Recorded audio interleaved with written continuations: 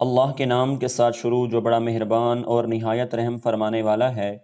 حضرت ابو امامہ سہل بن حنیف رضی اللہ تعالیٰ عنہ فرماتے ہیں کہ جس دن حضرت عثمان رضی اللہ تعالیٰ عنہ کا گھیراؤ کیا گیا، آپ اپنے گھر کی دیوار پر چڑھ کر بولے، میں تمہیں اللہ کی قسم دے کر پوچھتا ہوں کہ کیا رسول اللہ صلی اللہ علیہ وسلم نے یہ ارشاد نہیں فرمایا تھا کہ کسی مسلمان کا خون بہانا جائز نہیں ہے سوائے 3 جرموں کے؟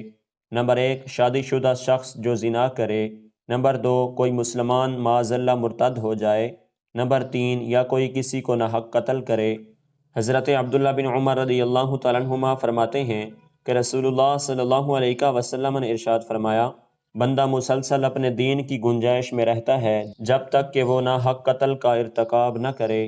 حضرت معاویہ بن ابی سفیان رضی اللہ تعالیٰ عنہما فرماتے ہیں کہ رسول اللہ صلی اللہ علیہ وسلم نے ارشاد فرمایا، اللہ تعالی ہر گناہ بخش دے گا سوائے اس شخص کے جس کی موت کفر پر ہوئی، اور جو شخص جان بوجھ کر کسی مسلمان کو قتل کرے۔